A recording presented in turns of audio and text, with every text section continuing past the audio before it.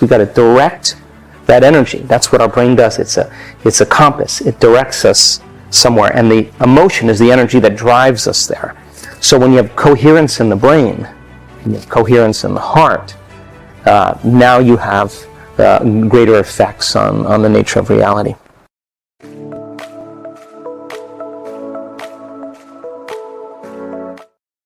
For me, I'm not so interested in talking about history. I'm interested in making history. And this is a time in history where it's not enough to know. This is a time in history to know how. And you could be black, you could be white, you could be old, you could be young, you could be sick, you could be vegetarian, you could be in shape, you could be out of shape, you could be rich, you could be poor, you could be successful, you could have never, ever had any experience in meditation or personal transformation. It doesn't matter. I've seen it on all shapes, all sizes, all colors, all cultures. Sick people, healthy people, young people, old people. All you got to do is apply the formula. That's it. Nobody's excluded from the phenomenon. And my job is to not create any exclusivity. My job is to create community. And science creates community. It's the language. It's the contemporary language we use. People come to our workshops for all different reasons. Some people come because they're sick. Some people come because they want more money. Some people want a new job, a new opportunity, a new career, a new relationship. Some people want the mystical. The people come for all kinds of reasons. To me, I don't care. What I care about is that they latch on to a vision and they learn how to create. Whatever drives them to that elegant moment where they're so present and so passionate about what they want, and they have a clear intention, a clear vision, a coherent brain, and they have an elevated emotion combined with it, that they create heart coherence. And now they're broadcasting a whole new energy into the field.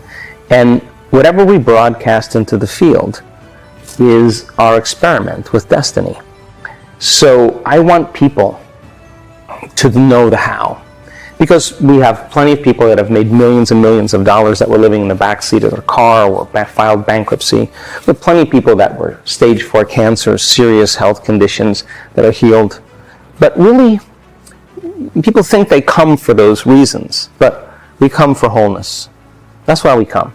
That when we feel so whole and so happy with ourselves, so connected to something greater, if you feel wholeness, it's impossible for you to want. How can you want when you're whole? When you're whole, you feel like you have everything. So I want people to reach that point where they feel so whole that they no longer want, and that's when the magic happens. Teaching them that allows them to understand that when they come back to their senses, they open their eyes. They're not looking for the experience. They feel like it's already happened. And if you feel like it's already happened, why would you be looking for it? Then, if your body is conditioned emotionally into that future, you're not separate from the energy of your future. You're connected to it.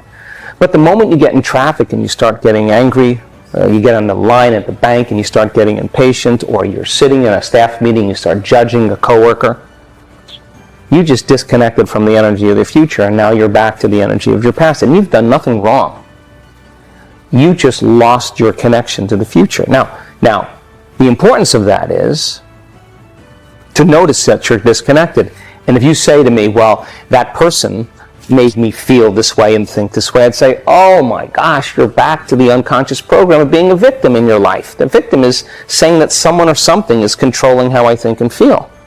But a person who's producing outcomes in their life, all of a sudden they say, wow, the way I'm thinking and feeling is creating outcomes in my life. Now I'm a creator in my life, and now I believe less that I'm a victim in my life. Point one. Point number two is that people think that they want certain things because they're experiencing lack. And so they have to go about becoming the very person. So then, if we reframe it and you say, oh, I really want to be wealthy, I want all my needs met, and I'll say, really, why do you want to be wealthy? And they'll say, because I want freedom. I'd say, okay, well, let's focus on freedom. So now the person understands the sponsoring thought or the emotion. Why would you wait for your wealth to feel free? That's the Newtonian model of reality, of cause and effect, waiting for someone or something out there to take away this emptiness or lack. And what if I'm feeling this emotion is influencing certain thoughts, and how I think and feel creates my life. If I'm living in lack, I'm not going to create anything new. But if I say to you, hey, when you become that person, once you become it, then your reality is going to reorganize itself. Instead of living by cause and effect, let's teach you how to cause and effect. So then, the person then is no longer interested in getting something in their environment when they realize it's about who they become. And all of a sudden now the emphasis or the interest is in becoming that person. And we have a week with those people. And I want them to walk as it, sit as it, stand as it, lay down as it. I want them to get in the habit of walking from their room to the ballroom. It's become the new habit. That's why when we do our work, we're doing sitting meditations, we're doing standing and walking meditations, we're doing lying down meditations. I want it to become a new habit. I want them to become that person. So then, this happens thousands of times. People come for certain reasons. They come to heal their disease. And once they heal their disease, they realize it was never about healing their disease. You know what it was? It was about unlearning, breaking the habit, deprogramming, becoming conscious of their unconscious thoughts, becoming aware of their automatic habits and behaviors, noticing that they've been living in unworthiness and guilt for the last 25 years, but they're so used to living by that feeling, they don't even know it's guilt. It just feels like who they are. So, point number 2 is that becoming that person requires you to stop being the old person. That's the work. And so when people come with a passion and enthusiasm to overcome that old self, they're going to understand then that people who live in the past are asleep in the present, and they have to die. That old person has to die. And the dying of that old personality is an uncomfortable process. But if you apply the formula, when you're in that uncomfortable process, you will literally begin to become somebody else. So when they start becoming that person, they'll say, I thought I wanted wealth, but I really don't want wealth, I want this. And all of a sudden, here come the synchronicities, the opportunities, the serendipities, the coincidences, the wonderful, wonderful events start unfolding in their life, and they're going to say to you, I'm not doing anything. Because they took care of the past personality, because your personality creates your personal reality. Your personality is made up of how you think, how you act, and how you feel. So then if they're no longer thinking the same way, no longer acting the same way, no longer feeling the same way, they're thinking differently, they're acting differently, they're feeling differently, and they return back into their lives, they're able to maintain that modified state of mind and body. That's the new habit. They're embodying that energy. Then all of a sudden, people in their life are going to say, something's different about you. Something happened to you. Because the person's not showing up in the unconscious, predictable habit of themselves. And they're outstanding because they're not reacting emotionally. They've overcome that sitting in their meditations. They're no longer judging. They took care of those circuits, the hardwired programs. They're no longer blaming or complaining or making excuses because they sat for 2 hours and I let them sit in that emotion and those habits until they finally got beyond them.